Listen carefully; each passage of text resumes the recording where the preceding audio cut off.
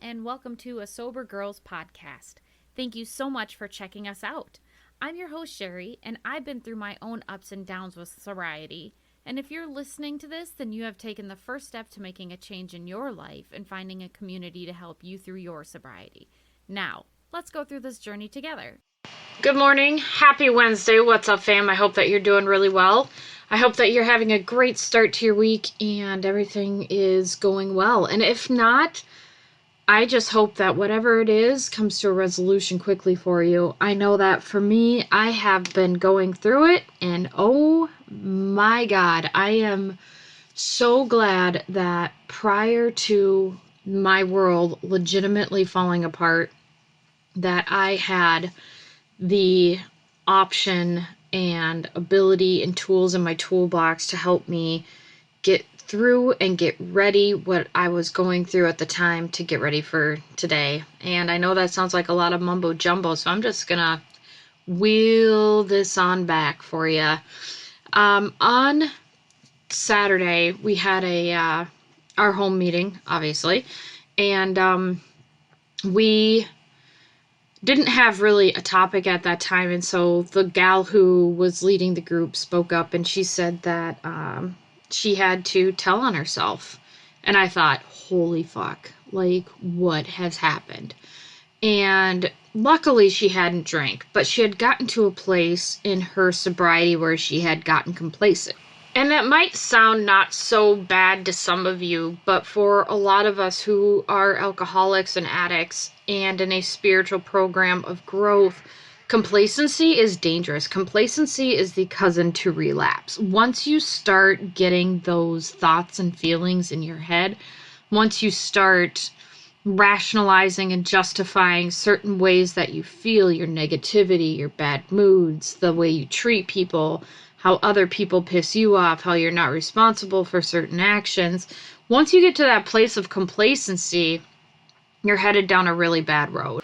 It's basically thinking that what you did yesterday in your sobriety is going to keep you sober today, and that is not the truth at all. Complacency is defined as a feeling of contentment or self-satisfaction, especially when coupled with the awareness of danger, trouble, or controversy. To say an individual is acting complacence, yeah, whatever, you know what I mean, means that they're taking things for granted. So let's talk about that. Let's talk about how we can become complacent, and not in necessarily a negative way, but become complacent in a positive way. And I think for me, I was in that season probably about 2.5 years ago where I was really complacent, but it was a positive complacency, right? I quit doing the things that the program had taught me to do, and I started relying on humans to make me feel better, humans to make me feel like I was doing some kind of good, some kind of service.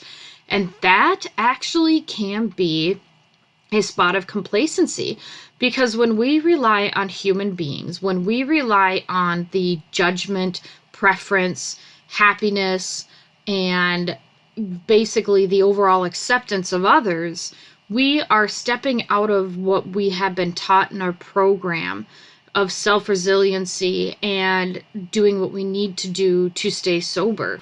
Complacency comes with a type of smugness, essentially. It means that once you've reached that place of complacency, that you no longer feel like you have to put in the work, right? You no longer feel like you have to really put forth effort into what you're doing. And complacency can come in so many fashions, you guys. It can come in marriage, it can come in work, it can come in AA, it can come in our faith, in our friendships, with our family, and it can mask sometimes as depression even. And if we allow our complacency to get to that point where we think we're better on our own, it will turn into isolation and depression eventually, which will lead you to drinking. So how and why can we see complacency? Where can we see complacency? Well, we can see it in a lot of our actions. A lot of us aren't probably aware of what's going on. I know for me, when I realized I was complacent. I didn't realize I was complacent until after, which is extremely dangerous, which is what almost led to me relapsing. But when my friend was sharing on Saturday, she was willing to admit that, hey, listen, I am absolutely complacent right now. I'm comfortable. I'm numb. I don't feel like I have to do the work. And I don't know if things are going well in her life. I don't know if things are going bad in her life. But the fact that she had the wherewithal to say, yeah, I basically haven't been doing jack shit because I don't feel like I need to, says a lot, actually. It says that we have gotten to a place where we believe we are so good on our own that we don't need anything else. So when we give up on our complacency, or we give up on our program and become complacent, we are also steering away from that spiritual awakening that we had years ago, that spiritual way of living.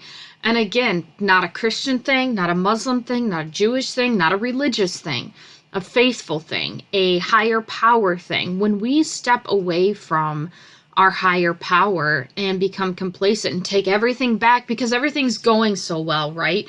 Everything's going so well that you think, oh man, I am in a really good place. I don't need to pray anymore. I don't need to meditate anymore. I don't need to go to meetings anymore. And sure, that might be the case for a week. And if you think I'm kidding, I'm really not. Like if I don't make it to a meeting, oh gosh, probably 2 or 3 times in a row, I absolutely become a monster because I'm not hearing that message that everybody else has. I'm not hearing what everybody else is saying. And so when I am not around to listen to the message, when I'm not around to be reminded that I have to have this spiritual way of living and these tools in my toolbox, I absolutely can become complacent. And there are times when people aren't in the rooms, and I notice. I've been at this home group now for 6 years, I think. Yeah, because I got my 7-year sobriety medallion there. So I notice when people aren't there. Now, we obviously had the pandemic, so that's going to change a little bit of things. Right, there's this pre-pandemic world and now there's this post-pandemic world, but we're not getting into that. What we're getting into is people quit showing up to this meeting. But there are also people that haven't been to the meeting that were really consistent, were not really consistent prior to the pandemic. So there's certain people that I wonder about and make sure and wonder that they're okay. But then there's also people that have been consistent and then don't show up for a while. And I'm like, oh man, I really hope they're doing okay. Because I remember what it was like for me when I wasn't showing up to meetings. And I know that when I think I'm good, I'm really not. And so to hear her say, hey, I got complacent, I really didn't think I needed to be here, or I really didn't think I needed to hear this message because things with my husband have been going well, things at work have been going well, like that totally resonated with me, right? Like things are going so good that I no longer need to do these things in order to stay good. But what we fail to understand is that when we are saying, I'm doing good, when we're saying that I don't need this program, we're at that part in our spiritual journey where we have worked so hard in our program, so hard with our higher power, that our higher power has done everything and continues to do everything that we've asked of them. So we're in this beautiful, peaceful place where we are giving to our higher power and our higher power is giving back to us. So when we are in that place where we just feel like we're good, we're spiritually fine, we're spiritually fit, we never really are, because there are going to be so many things that you're going to come up against that when you are in a place of complacency and it's not serenity and it's not, calmness and it's not fitness, you are going to come up against some hard times and that complacency is going to bite you in the ass. And that's exactly what happened to me. I really truly got complacent for a really long time, actually, prior to starting this podcast, which, by the way, you guys, happy 1 year anniversary to us. Happy 1 year anniversary to all you who continue to tune in, show me guidance, show me patience, show me love. Thank you, thank you, thank you, thank you to all of you. Happy anniversary. Before I started this podcast, I had become insanely complacent because there was the pandemic, and I thought, I'm not drinking. I thought, I'm not really doing anything outside the norm. You know, I didn't think that because there was a pandemic and everybody was doing the same thing that I was doing it right. And I started looking for other things to make me feel better. Other people, social media, shopping. And I do know that when I started down that path, I didn't see it at the time because everything felt so good. You know, when you started drinking, how initially it felt good, right? Initially it felt like, oh yeah, like this is kind of cool. This isn't that bad. This is, you know, takes my mind off a few things. It takes my, my brain away from, the stress and the struggle, and I can just kick back and relax. And so that's kind of how I felt. I was kicking back. I was relaxing. I had new friends. Like, I was peacing out and chilling with my homies and, all the cool, fun stuff that all the kids do. And then my entire world came crashing down. And why did it come crashing down? Because during that period of time, I quit working my program. I quit doing the things that I needed to do to stay spiritually fit, to stay in that place where I still had guidance and conscience from a higher power and a program. Around the beginning parts of the pandemic, I quit going to church. I quit going to church because the church that I was going to had complete disregard for any what appeared to me to be human life, because the people with the money in the church said, this is stupid. We're not wearing masks. So the church said, okay, that's fine. You give us lots of money. We're going to not wear a mask in church. And at the time, at the very, very, very, very, very beginning of the pandemic, I definitely wore a mask because we didn't know what it was. We didn't know what was going on. Like, the severity of it really, truly just kind of came out of nowhere, right? And then once we got a little more education, looked into it a little bit more, I was fine probably 6 to 8 months after it all started with not wearing a mask, but that was my decision. And to be in a place of God and to be in a place of Christ where people could so quickly and easily dismiss, the aspect of generalized health due to politics really, really frustrated me. And it wasn't even a matter of God will provide, God has this. Yeah, God also creates things that wipes out entire nations. Think about that. Think about that. God wipes out things that kills entire nations, and you don't think for one fucking minute that God was like, meh, pandemic. We'll take care of this. We'll get rid of all these idiots in the world. And the church is like, oh, God will provide. Okay. All right.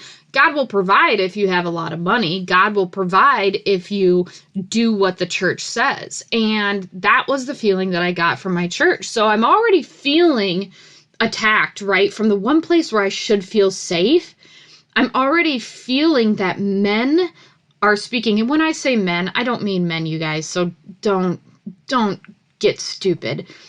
Man as a human race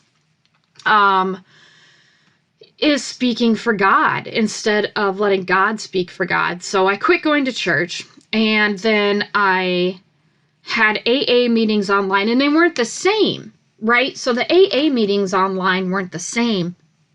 And so I quit doing those. And I just got complacent. I got just, well, the world's not moving. Why should I not move? So I quit moving. I quit moving in so many aspects. my health, my mental health, my relationships, my friendships, my marriage, my everything. I quit moving. And it caught up with me. Man, did it catch up with me. And it could have caught up with me, pardon me, in a much different way, right?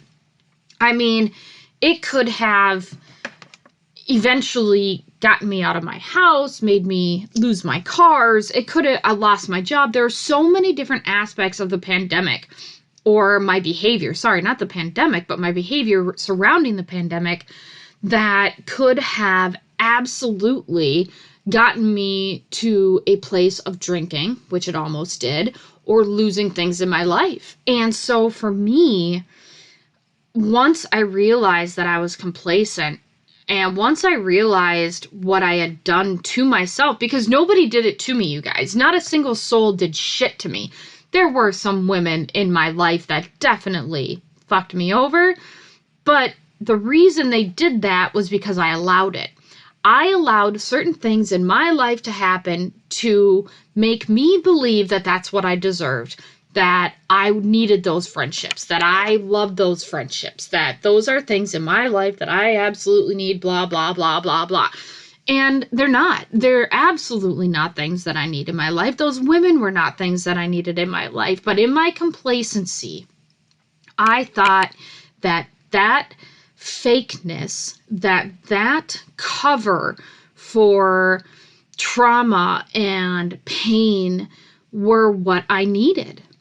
And so once I had my complete breakdown, and y'all were here for it, party on Garth, party on Wayne, we move forward, right? We have no choice but to move forward. And like I said, the damage could have been much worse. I got out with, some hurt feelings, a few not even really missed friends, one missed friend really, and some bad financial decisions.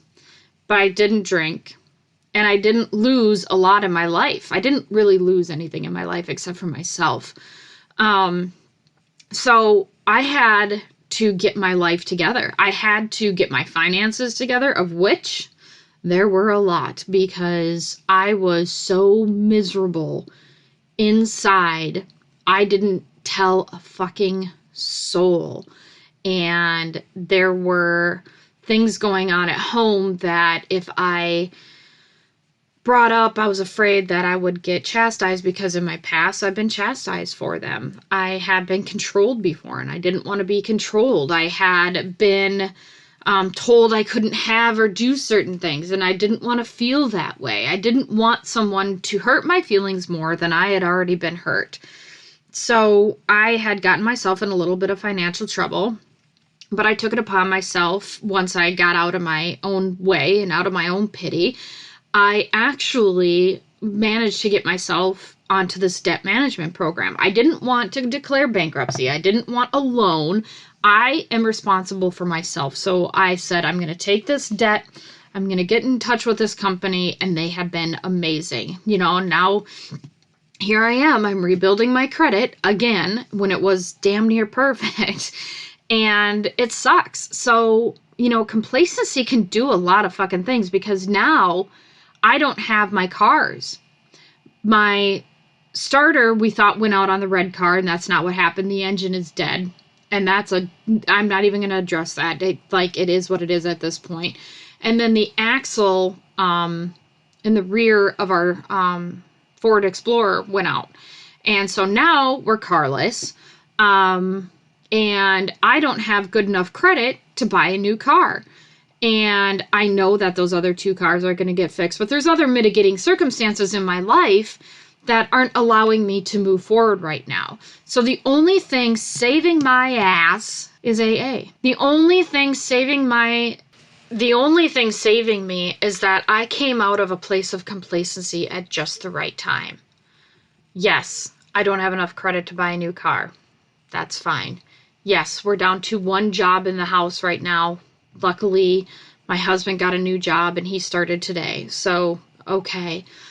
But I have the tools in front of me to be able to manage everything. I'm sober.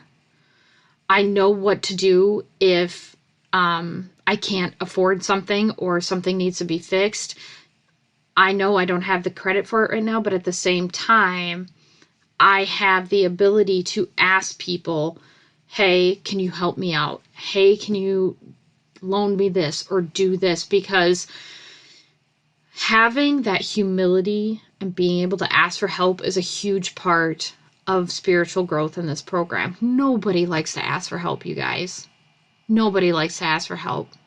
Nobody wants to say, hey, I'm really down on my luck.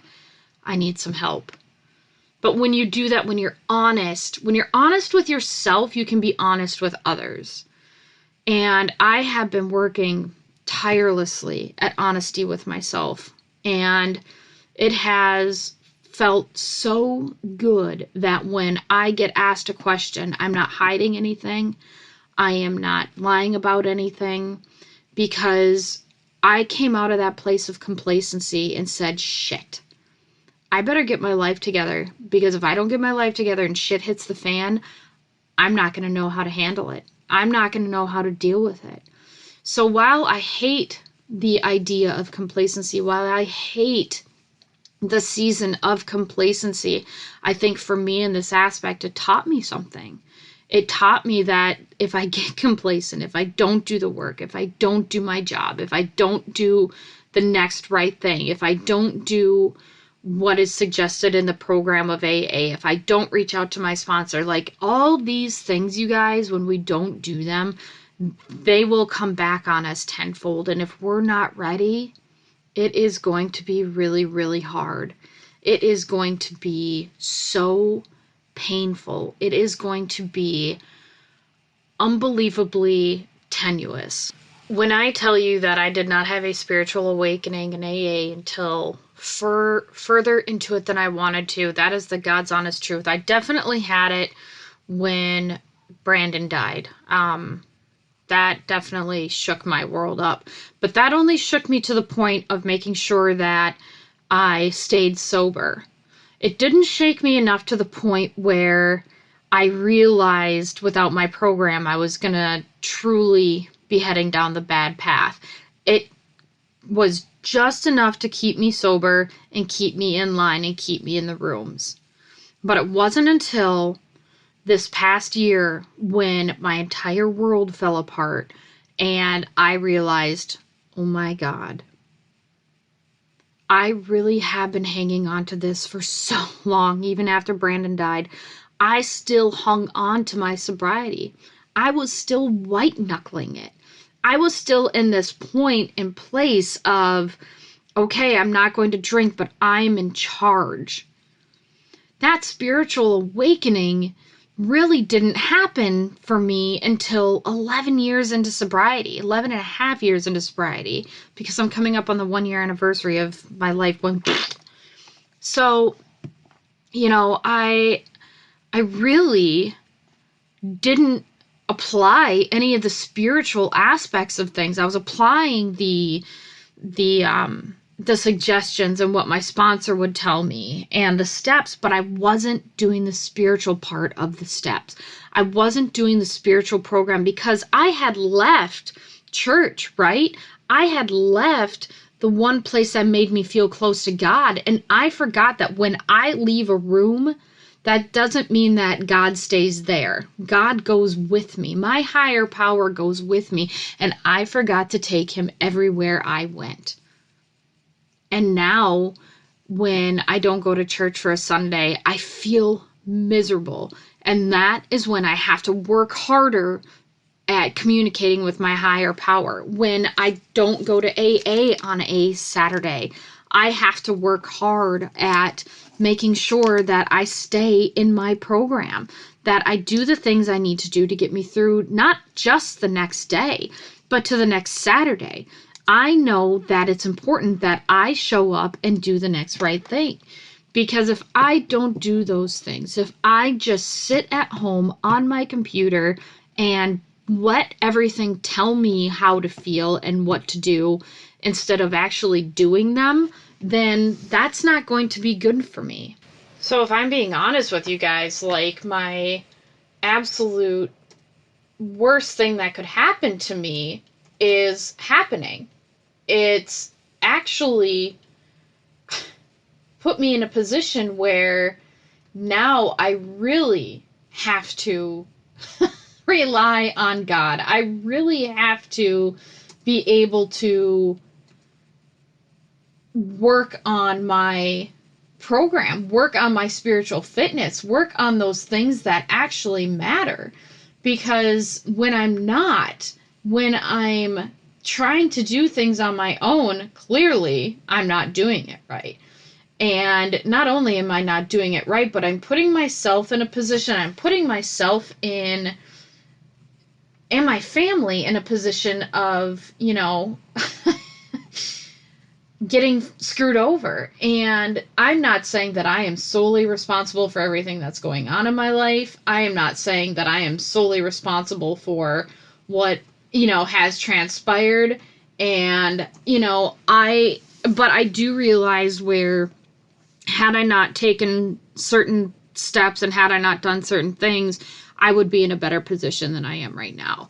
I would be able to do things that I was able to do 3 years ago, when the shit initially hit the fan. But because I quit focusing on my spiritual program, because I could quit basically paying attention to the things in the rooms, because I quit going to the rooms, because I quit going to church, I really spiraled downwards. And it's okay to do things on a computer. It's okay to be home, but my new pastor was right.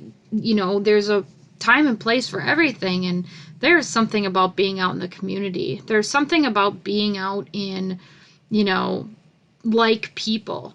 And when we're around like people, we feel less alone. We don't isolate. We tend to isolate when we feel uncomfortable. And, that's just human nature. I have social anxiety like no other. Like, the bigger the crowd, the better I do, because I don't have to worry about other people. In smaller, intimate settings, I'm like, ooh, I don't know what to do.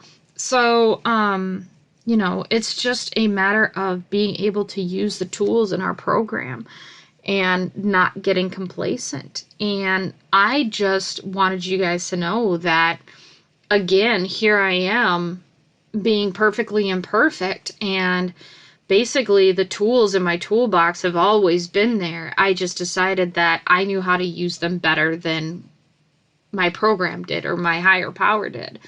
And so that's been really one thing that I've been struggling with. Now, I do see where, again, working my program and relying on my higher power is working out to my benefit, because I'm not in charge. And I am not trying to take control of the situation. And it's scary. It really, really is. But I'm at that place in my faith again where, while it's scary, I know that good is going to come of it. I know that something good is going to happen. I just have to keep trusting in God and not taking it back and not trying to do things on my own. And that's not easy, but I have this program. I have my sponsor. I have my friends. I have these people in my life that remind me all the time that I am doing the right thing, that I am trusting the process, that I am putting the things in front that need to be in front. And so even if my life is in this like weird holding pattern of, I don't know what's going on and I don't know what's going to happen, I do have this trust that everything is going to be okay. And that's because I'm being completely honest with myself. I'm being honest with you guys. I am being honest with the people in my life where it matters. And I know that when I hold on to things, when I don't tell even my mom things, you guys, like, I don't ever want to worry my mom, right? Like, nobody wants to worry mom. But what I found is that when I tell mom, I find a solution. And it's not because she's in the program, and it's not because she has all the answers, but, it definitely is because she's my mom, you guys, and she wants what's best for me. And she will fight tooth and nail. She's a mama bear. She's the best bear. I love her. And when we bring our problems to the right people, you guys, we find solutions. We find answers, even if they're not the answers we want. Okay? Remember, you're not always going to get the answer that you want. That is, you're going to get what you need. You're going to get what you need. Would I love to have a brand new car pulled off the lot again? Absolutely. But guess what? That might not happen for a while now. I might have to be stuck in some fucking clunker that I don't really enjoy, that I don't really like, but I put gas in and it gets me to work. Because you know what? It doesn't matter who sees me in that car. The point is that I have that car and I can get to places. I can get to work. I can get my son to school. I can get my son home from school. I can do all these things with that car, even if it's uncomfortable and ugly, because we always get what we need. We always get what we need. I have everything I could ever want. Truly, truly, truly, I have everything that I could ever want right now. There is nothing that I want for at this point in time, but there are things that I need, and I know that because I'm doing the things I need to do, that those needs will be fulfilled. And that is part of being willing to say, God or higher power, I am complacent. I don't know what's going on. I need you to move me because I can't move myself. Please move me in this world to where you need me to do your works. Because really, in the grand scheme of things, you guys, this isn't for me. This whole car situation isn't for me. This whole car situation is for me to glorify my higher power, in my mind, my God, and say, yes, I trusted God, and look what he did for me. God is good. And I shouldn't have to be afraid to say that to you guys. I shouldn't have to be afraid of my faith, afraid of knowing that putting my faith into a higher power is getting me exactly what I need, even if it's not always what I want. And I really feel like we shy away from saying God or saying a higher power because we do want to be respectful of others. But for me, it is my God. For me, it is my God who gets me through, who helps me, who takes things back from me when I give them to him, who's gracious and kind and loving with me. And he's also provided me this amazing opportunity to go to AA and be with like people, to find a new community of church. He's leading me even when I don't see it. And that is something that is so insanely beautiful. So insanely beautiful. I can't even begin to really tell you how happy I am that even though I'm stuck in this rut, I'm happy. And I'm really glad that no matter how hard it gets, I just wake up and I keep thanking God that there's air in my lungs and that he's giving me an opportunity to grow and use my resources. And I want that for you guys. I want that so badly for all of you, because nothing makes me happier, truly, than taking my mess and giving you a message of hope. I want all of you guys to be able to feel like you truly have the power to turn your life around. I want all of you to be this happy. I want all of you to share the message. Not my message, your message. My message is for y'all. My message is for me. You know, I want you to be comfortable enough to say, hey, this is where I'm at in my life. This fucking sucks, but I'm doing the next right thing. I love you guys so much. I am so thankful to be here. I can't wait to be back next week. I am certainly overloaded in work right now, but when I come here, when I come into this room, I know that I'm sitting there and I'm talking to you guys, and I see a few of your faces because a couple of you have reached out to me, and it really feels like I'm talking to friends, and I want to thank you guys for being my friends. So attitude of gratitude is for all my listeners this year. This year, 1 year, you guys, I just could not be happier. I guess last week we experienced some technical difficulties. I got an email from Podbean saying that the website was down or wasn't working or what have you. So I don't know where that episode went. I'm going to look for it. I am sorry. But I hope to have a resolution for you soon. And if not, I guess we weren't ready to hear that message. So have an awesome week, you guys. Make the most of it. Go out.